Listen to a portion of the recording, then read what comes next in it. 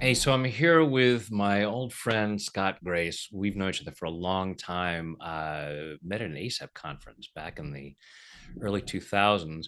And Scott is a very talented musician. I came up with an idea for a little ditty about tapping years ago, and Scott kindly put it to the guitar and recorded, and I'll put a link there.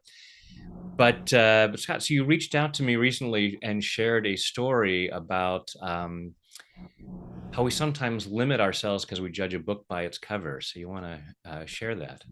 I'd be happy to. So I was in New Jersey with my 7-year-old daughter, and we were on a buffet breakfast line at a hotel.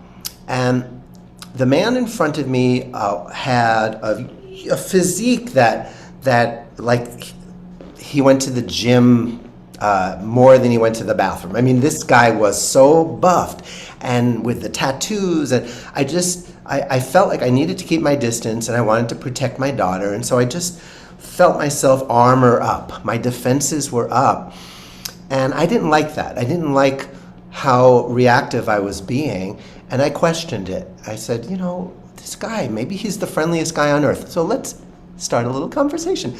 So I said to him, "Excuse me, uh, you look like you really are committed and disciplined to working out." And he said, "Oh, yeah, I spend 3 hours a day at the gym, or maybe more than that."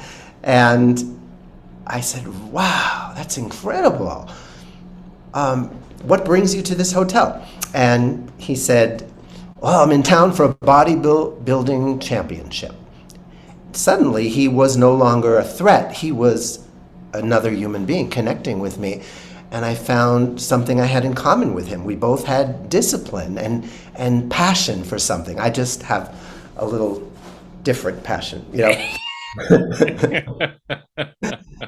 So I just interviewed him the way I interview people when I'm curious. So what would you do if you win this contest? And he said, "Well, I'd go on to the nationals or the internationals or the celestials."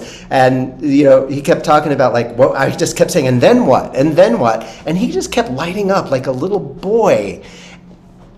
And we got to the end of the "and then what," and it was the $100,000 prize for something. And I said, "So what would you do with the money?" And he said, "I would bring my relatives from Jamaica to America and help them begin a new life." And I thought of you, Brad, because um, I realized how prejudiced I was being, and how much maybe lots of us, like, who don't think I'm prejudiced, but who have this, human egoic, when we feel a sense of threat.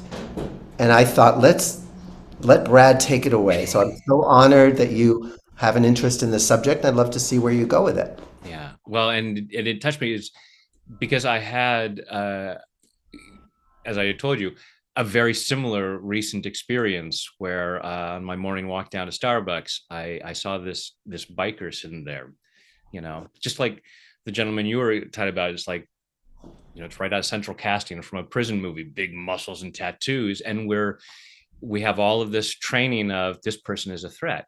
Likewise, this guy, the black leather vest and the big motorcycle nearby, um and we have all this training for whatever to read a book by its cover and say this person is a threat. And just like you, I just thought, what the heck? And I just made some comment and struck up a conversation and talked to this guy for an hour. And it's the Mm. same kind of thing, a very rewarding conversation. Mhm. And just find this is an awesome human being. And I almost missed out on this interaction because of my biases, my prejudice, my whatever, whether it's about the person's, their nationality or their dress or idiosyncrasies, whatever it is that we pick up, and it's a cue to us of this person is different, this person is threatening. And there are studies suggesting that this is something from our evolution in terms of, learning to pick up threats. This is different. This is not safe. And wanting to evolve past that because we're missing out. Whether we're writing people off because of, their religion, their nationality, the color of their skin, their sexual orientation, whatever it might be, we can say, oh, that kind of prejudice is wrong and we should feel ashamed of ourselves for it. But the bigger thing is, beyond being ashamed of it, is we're missing out. Yeah. Like you just say, you obviously got emotional as you had this wonderful interaction with this beautiful human being. And it's like, I almost missed out on that because of this thought of, this guy looks scary. And the other thing was that my daughter was watching. And I'm always aware that my behavior speaks louder than words. And when I'm feeling threatened by somebody and I don't challenge that, she's watching. She's looking over my shoulder and going, "Oh, okay, threat." And what she saw in our interaction possibly could change her future. It's Yeah. just these little moments, not so little. Well, and that's it, because that's how we've come to have these biases, these things, is we've learned them. And it's not just from someone sitting us down and saying, look out for people with tattoos or big muscles or black leather vests or whatever it might be. We see that, we perceive it. We're always learning as children, and we're still learning as adults. We still pick up things. And it's yeah, and I'm grateful that you reached out to me, because, like, yes, this is something that I enjoy. And I have done videos along these lines of us and them kind of things. But yeah, your particular story about that, and just really touched that place of how we're in danger of missing out. And then the other thing of, not only do we miss out, but also, what are we passing on to others? What are we teaching others? And we're all, we're validating that kind of behavior in others as well. And so we just miss out globally. We're really shortchanging ourselves. So yeah, let's do some tapping about that. Mhm. So for everyone, everyone, go ahead and close your eyes, take a deep breath, and allow yourself to think about, where you might find yourself with some kind of prejudice, some kind of bias. It may be about different nationalities, different skin color, different politics. You know, that's a huge prejudice that a lot of us have these days. And, and some of these we may not be aware of. We may insist that we don't have. So, right now, just on your own, giving yourself permission to be aware of where that might be. It's in your own mind. You're sitting there at home or wherever you are watching this video. No one's going to be inside your mind finding out, oh, you have that prejudice. Just allowing yourself to be aware of where you could be honest with yourself about, yeah, you know what? I may not be as free from this as I think I am, or as I want to be. Just giving yourself permission to see that. No judgment, no shame, just being curious. Take a deep breath, open your eyes. Let's all tap together, shall we? Taking full responsibility for your own well being.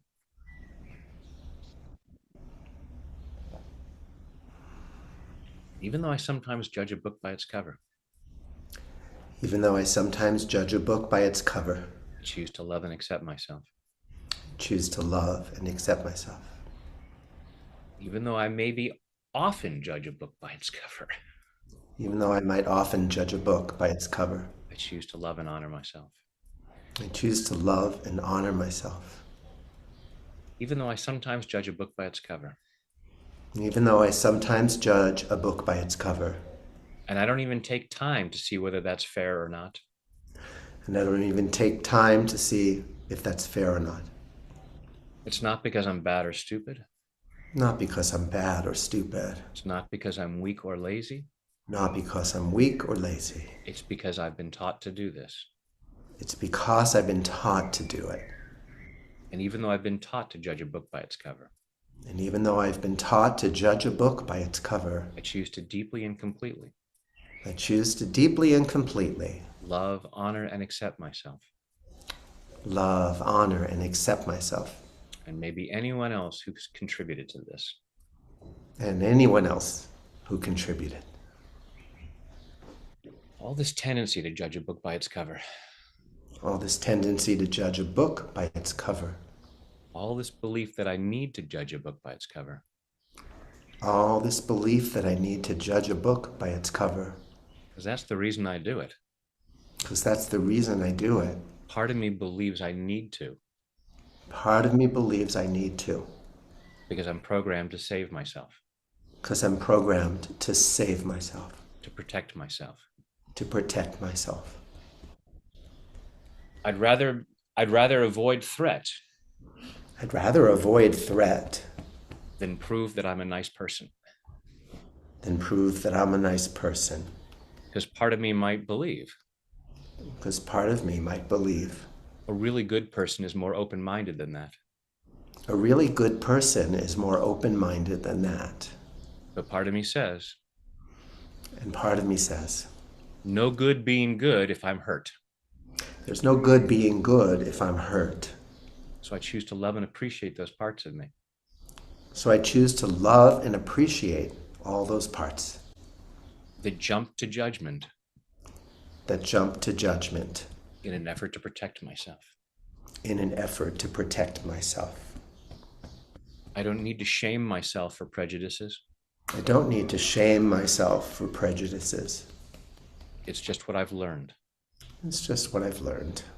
And when I shame myself And when I shame myself or judge myself, or judge myself, then I'm not really open to change. then I'm not really open to change. If I just try to force myself past that, If I just try to force myself past that, I just create more stress. I create more stress.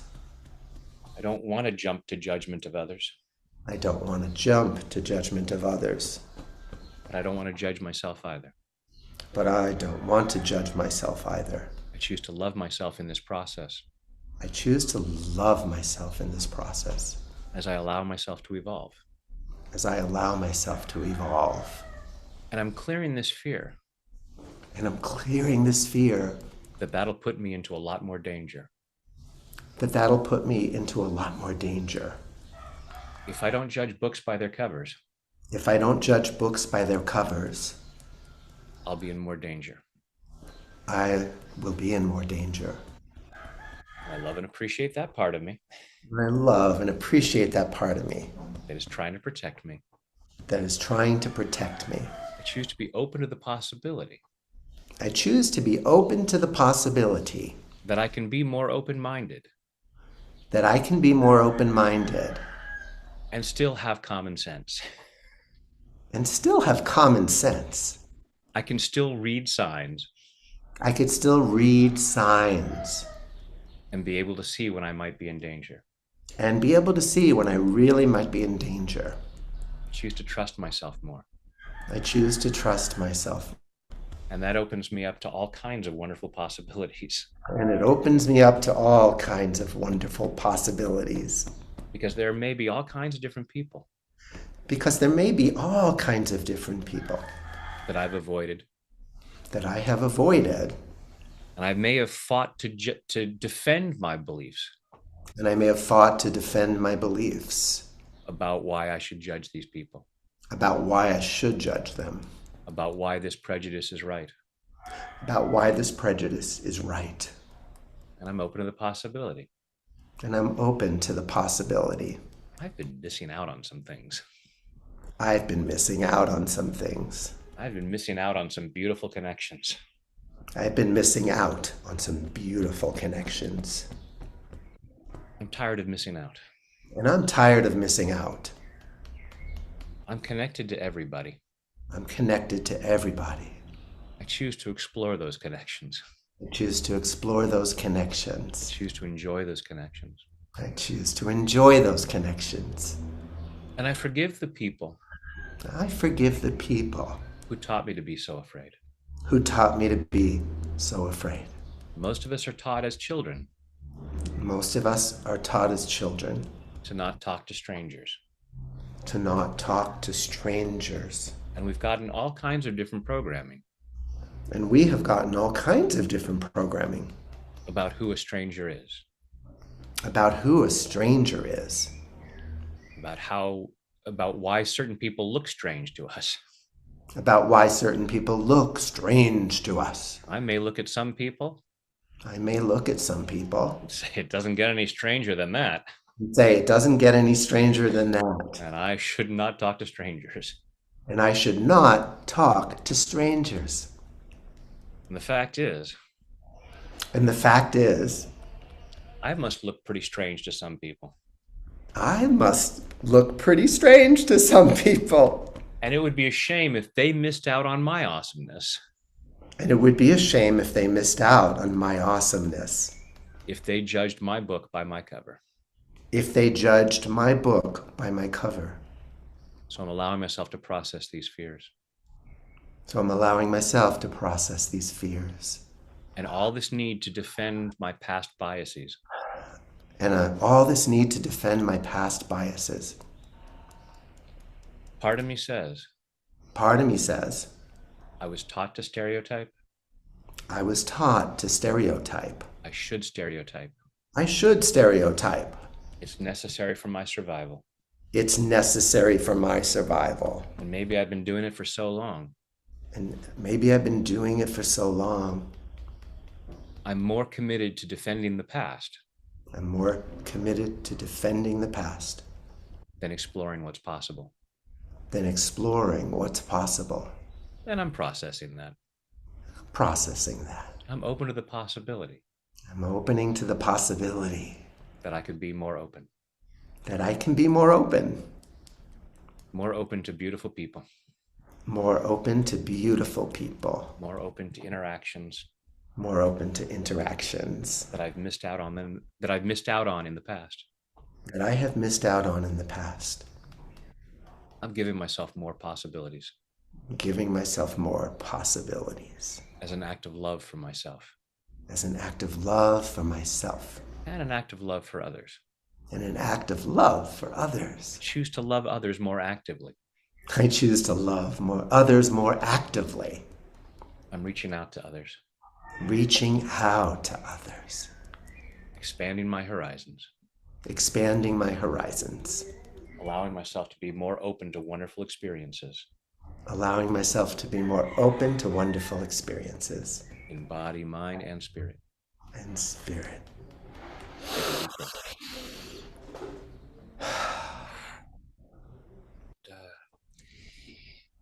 Hopefully that creates some more opening to to explore different things, different people, and seeing beyond that exterior that we might have been led to believe, through what we've been taught, and maybe through past experiences. But even with past experiences, recognizing, okay, I may have made a snap judgment because somebody was threatening to me. I made a Pavlovian association to how they looked, that, okay, everyone who looks like that is going to be a threat to me, like that particular person was. And allowing ourselves to evolve past that so that we get to have more cool interactions. So thanks for inspiring that video, and thanks for joining me for this, Scott. And thank you for everyone who is willing to move past programming to make the world a better place.